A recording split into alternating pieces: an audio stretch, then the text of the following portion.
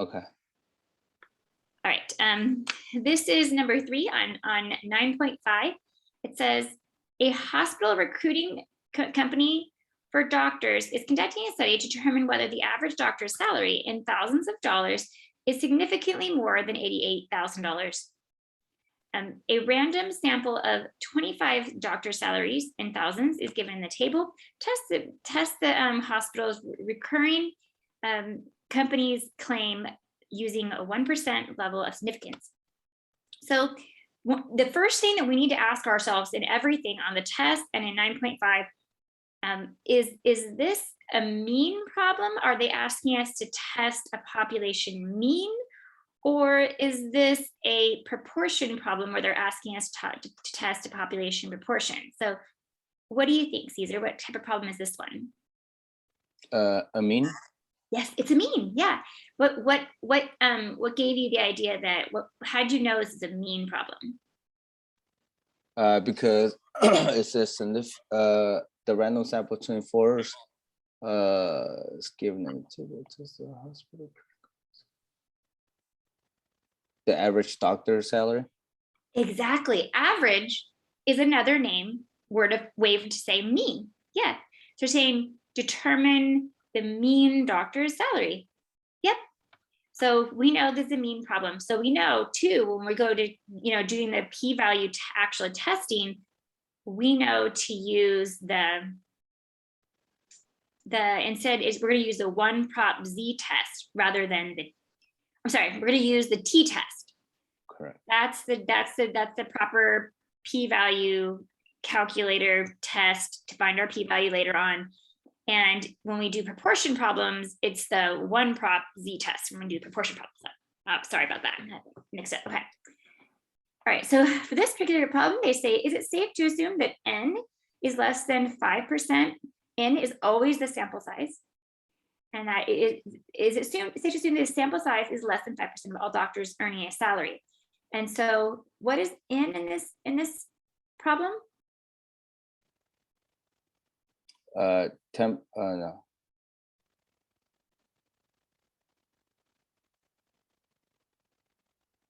And 88. Careful. Little n is always the number in our sample. 25.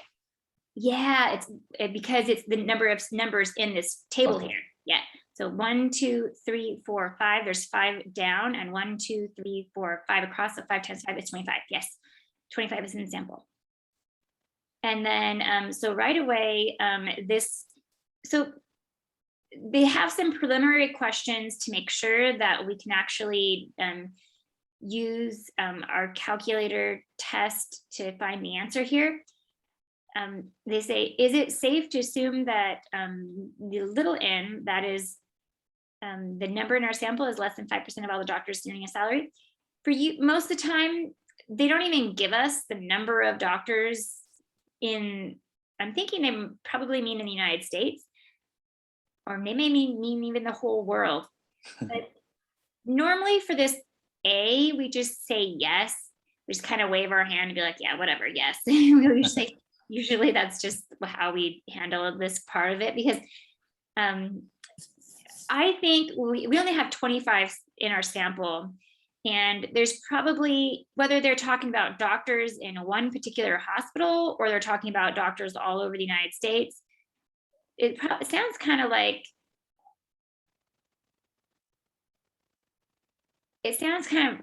well, they may be talking about maybe doctors in a certain state or doctors in the United States or in a particular country. So I'm thinking there's probably a lot of doctors. It's a very, very big population, and 25 is a very small number, so it's probably less than 5% of the population of doctors. So it's pretty safe to say, oh, this first part is just yes. And then the second part is n greater than or equal to 30. No, it's actually not. See, we need that to verify that that the sampling distribution of the sample mean is actually normal, and we don't have that, right? N is 25, so we don't have that. But then they say, okay, well, since n is less than 30, Then determine whether the box plot of salaries contains any outliers. How do you recognize an outlier in a box plot? The little dots. Yeah, the dots or the asterisks, right? Correct. Yeah. They look like, and that's exactly what we're looking for here. Where okay, I'm like, where this pin is not working. They look like this. It'll look like a little star, but when they're really small, they look like a dot. Yeah, it'll be out here. If there's outliers, especially, we probably should not use this method at all. But I don't see any little stars besides the one I just drew, but that was the one I drew. But on the actual dot plot itself, without me drawing anything on it, there's nothing, no little stars or dots outside. Or there's no stars or dots anywhere here. So we would say there are no outliers, or there aren't any outliers in the box plot. And then they say, without being given the population is normally distributed and given a sample is less than 30, we are required to verify that there are no outliers by plotting a box plot and normal probability plot. So we're just going to wave our hand and say that we did that, because otherwise we can't even do the rest of this problem. So I'm assuming they want us to do the rest of this problem. So I'm assuming they're just waving their hand. They didn't do the normal probability plot, but we're just gonna say, yeah, we did that, and we'll just move on. Okay. Okay. And I hope that hopefully they have actual, yeah, so they did this problem. They have answers here. So they didn't say it does not exist or something ridiculous. So you kind of have to, most of the time, these questions are like satisfied in some way so that you could actually do the rest of the problem, but that's not always the case sometimes. What are the null and alternative hypotheses? So let's go back. This is the more interesting part. So what is the null and alternative hypothesis? What do you think, Caesar? So it's the mean equal 88. Good. Is that the null or is that the alternative hypothesis? The null. Good. The null. How did you know that it was yes? So we're definitely going to choose the mean. And which one of these letters is the mean? The U. Yeah, that one. Good. And be careful. The X bar does mean mean as well, but that stands for sample mean. Correct. And here we're talking about the whole population. We're trying to test the population mean, as if we took the mean from the whole entire population of doctors. Now we're trying to make, find information about that mean. So that's why we use the capital Greek letter mu here. Okay, and so you said is equal. Exactly. Correct. How did you know it was going to be equal? Well, there's one of my questions that I had, because on one of the videos it said that most of the time for the null hypothesis it's an equal sign, but there are some times when it's the opposite of the alternative hypothesis. So that's why I was just kind of a little confused on which one, when it's equal and when it's the opposite. Okay. So for this class, I'm never going to mark you wrong if you just let the null always say equals. That's, and technically, depending on what statistics book you're kind of looking at, some statistics books, the one I was kind of taught by, the null hypothesis always was a statement of equality. Okay. It always said mu equals something, or the mean equals something. And you can always get away with that. There's no reason not to do that. Other textbooks will sometimes, they'll make you state the alternative hypothesis, whatever you're trying to claim. Okay. And then they set the null to be the opposite of what, but it always includes equality. So it has to be like, if the alternative is like less than, then the null would be the opposite, greater than, but then the null would always still have the included equal. So it'd be greater than or equal to. So sometimes textbooks, they'll just, they do it that way, but in my opinion, it's a lot easier just to always just say it's equals. Okay.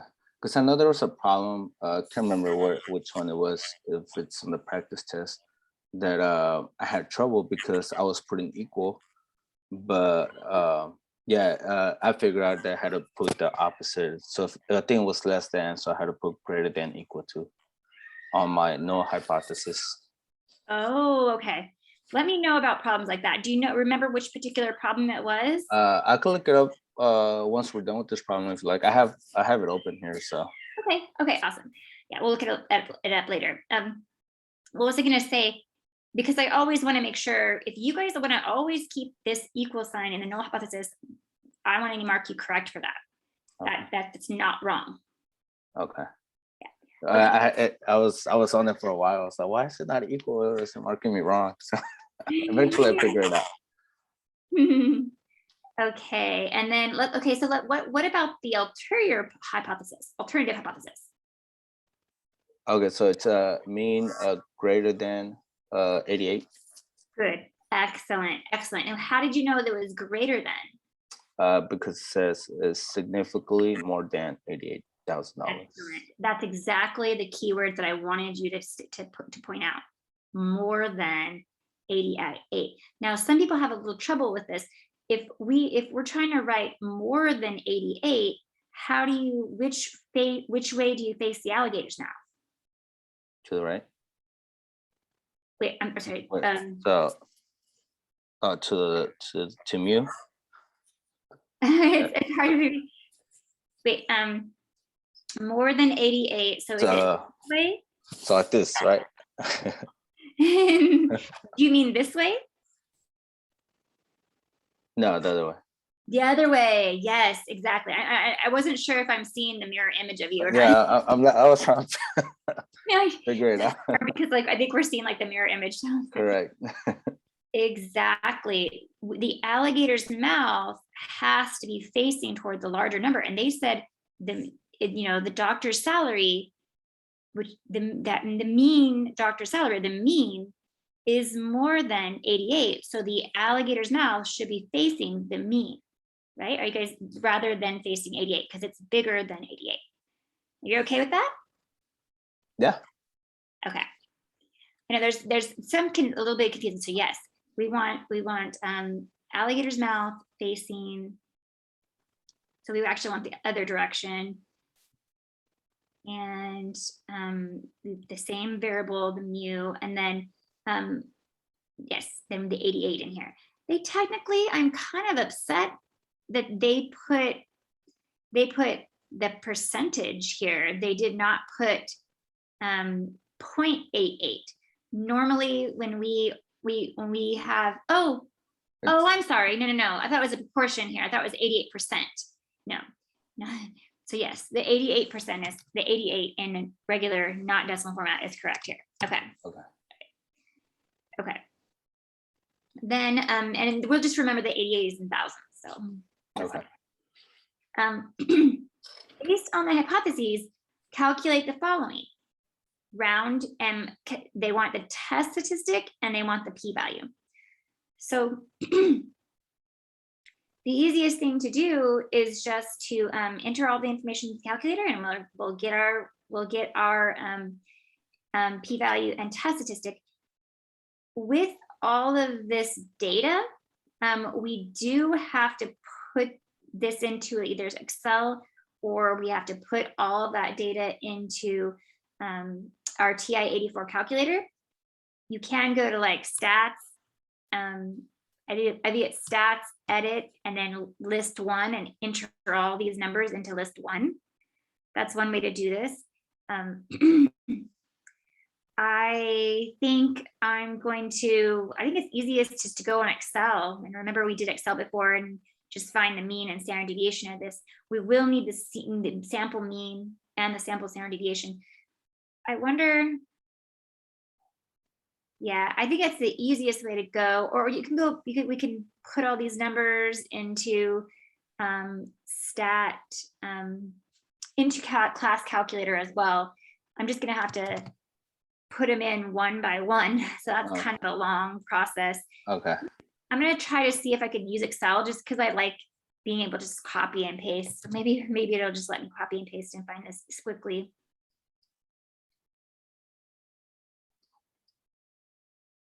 Are you using your TI-84 calculator or are you using ClassCalc? I'm the TI-84. Okay, so But the only thing is that my problem, it's a little bit different. It's so it's 24, it's the sample of 24, I believe, instead of 25. okay. Now, so what Yeah. you can do is you can go stats, and I believe it's stats edit and enter in all those numbers in your L1. Correct. And actually, you don't have to find the mean or anything. When you go to your test, you can go, I think you just go data instead of stats because it gives you the option. Are you given the data or are you given like the mean and standard deviation of the data? In this case, they gave us the raw data. So when you go to your test, t-test, then you could just they gave me the data and tell them where you stored the data, L1, and then they'll just run the whole test for you.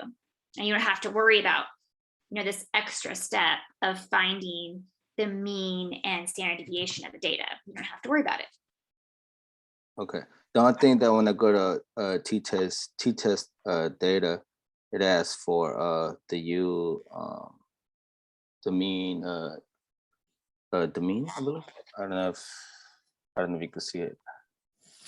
So I'll ask. Oh, it's low. Data. Oh yeah. See. Oh, the mean. Okay, the mean there, mean not means the mean found in the null hypothesis. Okay. In the hypothesis period, right? So that was 88. Or not for me. For me, it was 88. For you, it might be something different, right? Okay. So it would be 88. Is your problem different? Just the sample size. Oh, okay. So if the 88 is the same, then yeah, you leave the 88. It's 88. Because whenever they use that sub-zero in the calculator, and let me draw on the thing real fast. See, they have mu sub-zero, right? Correct. That sub-zero means what is the mean that you placed in the null hypothesis? Okay. Okay, makes sense. That's why I messed up on my test statistic and my p-value because I entered the wrong number there. Oh, I'm glad we're catching it, huh? Right? Okay. I believe, I'm not sure, you could like look it up, but I think the word null, as in null hypothesis, I think it might be a German word for nothing or zero, because that's why the null hypothesis is also written H sub zero. And so anything having a little sub-zero that the calculator refers to is just talking about the number in a null hypothesis. Okay. Okay, that makes sense now. I don't know what language I'm not sure. I can't remember which language it is. I don't know if it's German or I don't know. that is to be debated. Now I'm curious. I'm gonna look it up. There you go. Homework assignment. Yes. Okay, so I don't have mine won't do that, I don't think. So I'm gonna have to go to equals, and then I'm gonna put average. And then I'm just I have to find what the mean is. So close it, press enter, there's my mean. And then of the sample, this is sample mean X bar. X with a little bar over it. And then the sample standard deviation, S, this is usually S of X. I have to put standard deviation. And then of the sample, and I do everything again, I close it, and there we go. All right, so now those are the two pieces of information that I need to do the t-test. So now I go back to class calculator. That's how I've been doing all these, is class calculator.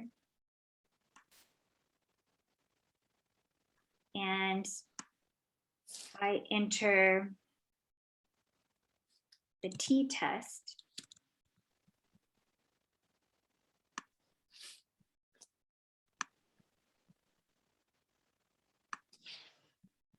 where's the, this, I can't see the bottom of it. Okay, there it is. Okay. Stats, tests, because it's the mean, we do t-test. And then the mu that it's talking about, they could say population mean. That means the mean that you stated in your null hypothesis, the 88. And then my X bar is this, the mean that I got from my sample a minute ago. And I think that was 90.3946,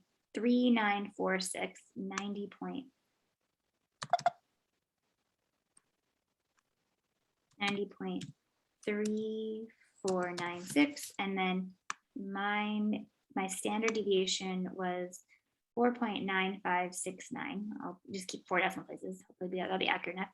4.9569.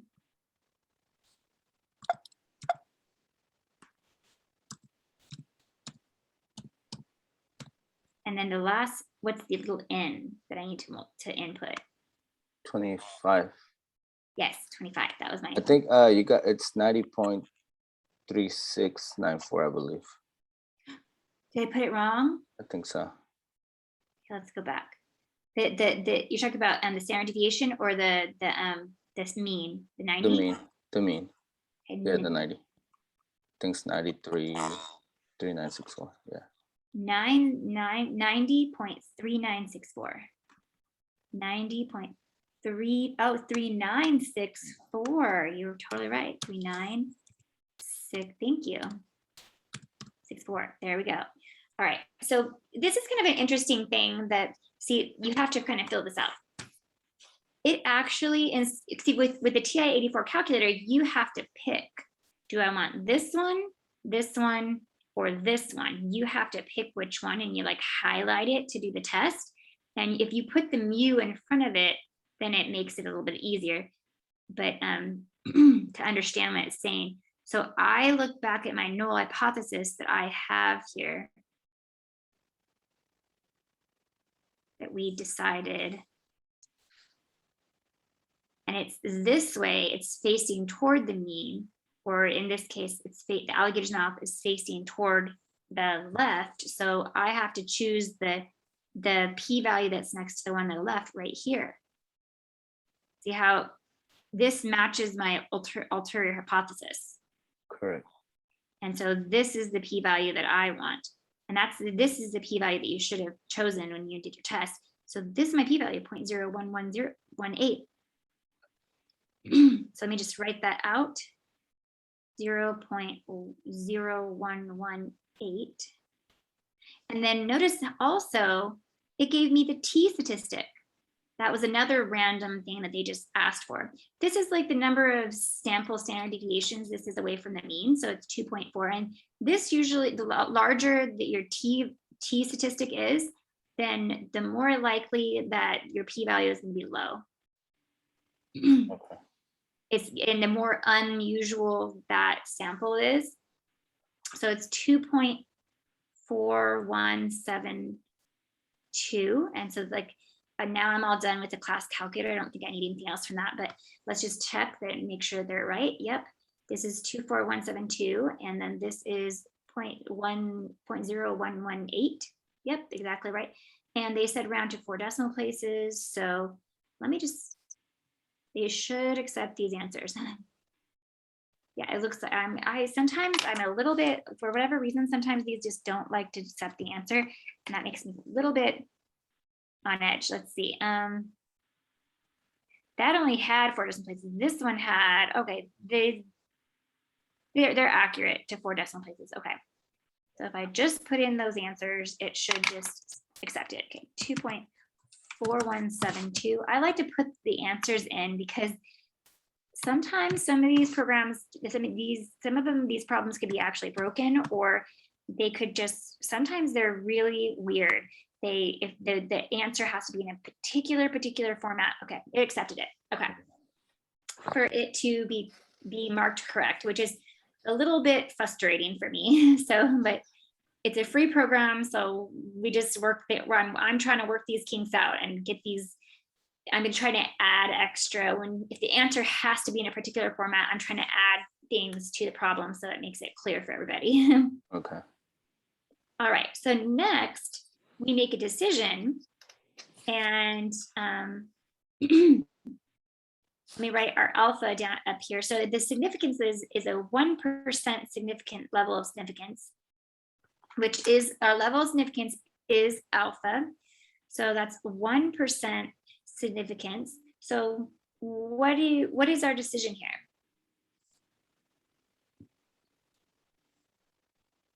Let me see. I have my notes here. So if p-value is, what's my p-value? 0.1. We'll reject the null hypothesis.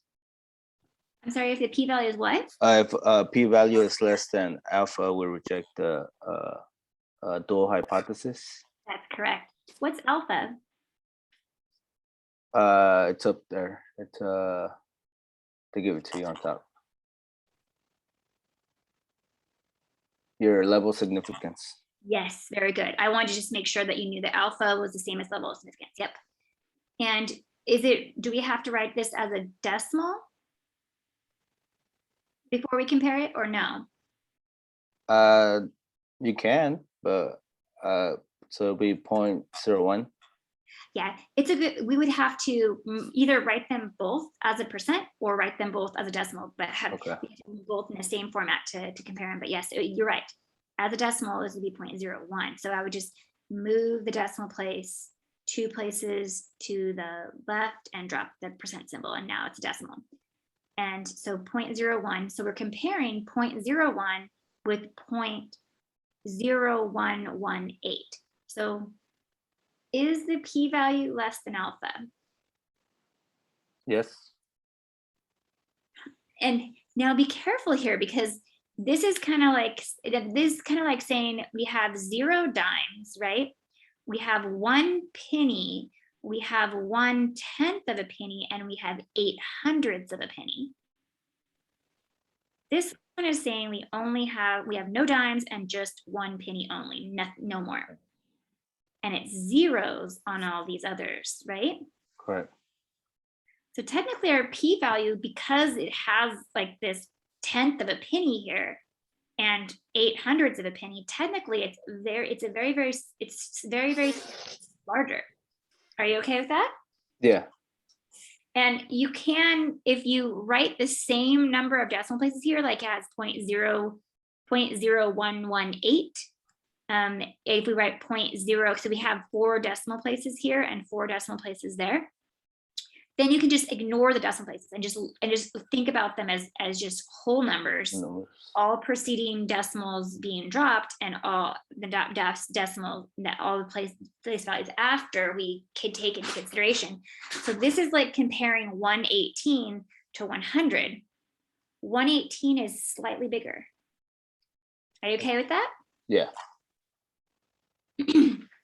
So I'm saying that one more time. If we have like 2 decimals, like 0.05 and 0.0485, then we can compare these decimals if we just add zeros after the decimal place to make sure they have the same number of decimals. There's 1, 2, 3, 4 numbers to the right of the decimal, 1, 2, 3, 4 numbers to the right of the decimal. Then if we just ignore the decimal completely, we can just kind of compare them as you would 2 whole numbers and just say 500 is larger than 485. This number decimal number is bigger than that decimal number. Are you okay with that? Yeah. Okay. and yep, okay. So yeah, our p-value is slightly larger, just they're really tiny bit larger than alpha. So what are we going to say? So I guess this is hard. I always ask, is the p-value less than alpha? On this problem? Yeah. No. No, the p-value is actually greater than alpha. Correct.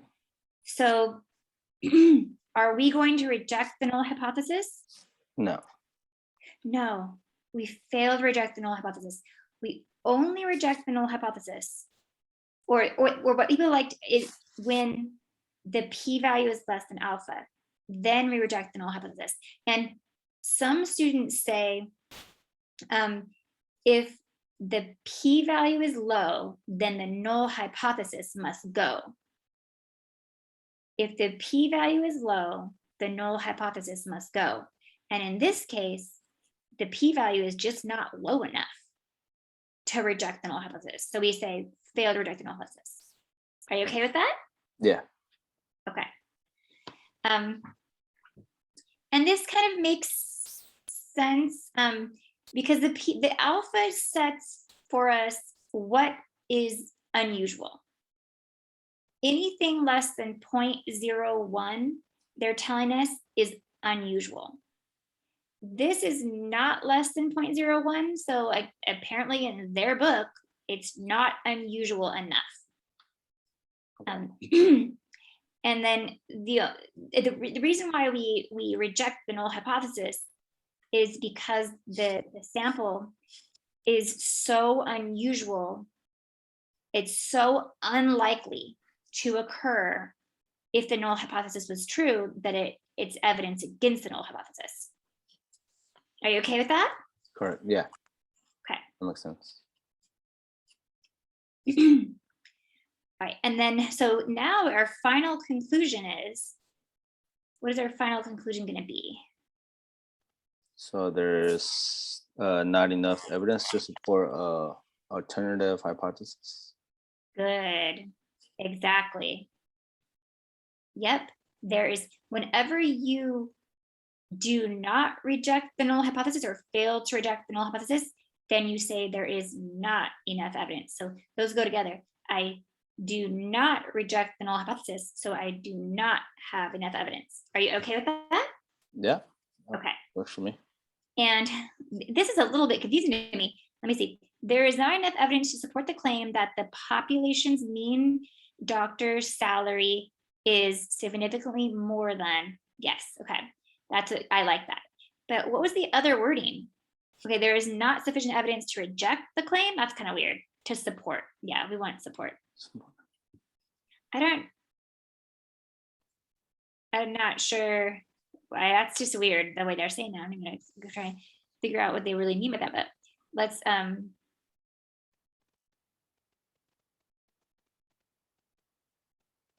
okay, let's just yeah, there's not enough to support the claim. Yeah. I don't like honestly, I think this is confusing to reject the claim. It's kind of like a double negative. It's like, what are you trying to say there? Honestly, Right. but if we just remember, it says there is not enough evidence to support the claim, and they just restate exactly what the alternative hypothesis is, but in a formal sentence. And when they say mean, they mean here the mean of doctor's salary greater than 88,000. So it's exactly what they say down here. The mean doctor's salary is significantly greater than 88,000. And they're just saying there is not enough evidence because we did not reject the null hypothesis. Because that sample, we thought that it was strong evidence. Hey, look at this sample has these doctors making more than 88,000. But that it just wasn't different enough than 88,000 to be convincing that it was unusual enough in this case that the mean was 88,000. What questions do you have for me? On this one, no, I think where I went wrong was my calculator. I punched in the wrong numbers. So that was on me, but I couldn't figure it out. I think I just kind of was a small mistake that I overlooked. So, but I'm glad you went over it because then now I could just go back and do it correctly.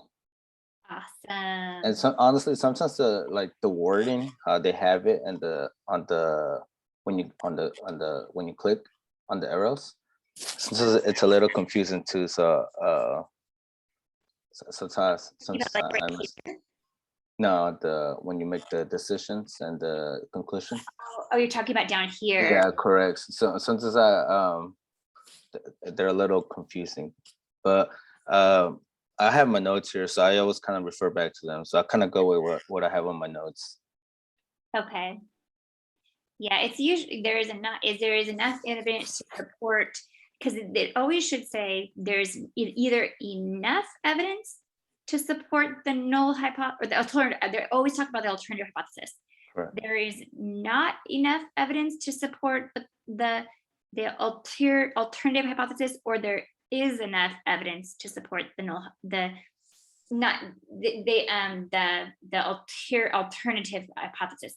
And that's similar to like the way in a court of law, they only talk about whether someone is, because okay, in the court of law, the null hypothesis, what we assume to be true, is the person is innocent until proven guilty, right? So it's like the null hypothesis is they're innocent. And then the alternative hypothesis is that what they're trying to prove and what they bring evidence for is that they are guilty. And at the end of the trial, they always just say, hey, he's either not guilty or he is guilty, right? They put it in terms of the ulterior hypothesis. Either it's not true or it is true. Either we have enough evidence for the alternative hypothesis or we don't have enough evidence for the alternative hypothesis. But they never say, right? They never say he's proven innocent, right? Because that's something totally different. Hey, they could be partially involved or partially at fault, or but so that's something much harder to prove that he's absolutely of no fault. That's something that we can't really say, but so the same thing here. We don't really know if the mean doctor salary is actually 88. It could be something very close to 88, like 87.9 or something. But what we're saying here is we just don't have enough evidence in this case to say it's greater than 88. But we shouldn't say, hey, but the mean is 88. We shouldn't say that. Are you okay with that? Yeah, I agree. Okay. All right, I'll stop this recording. There's probably people are like,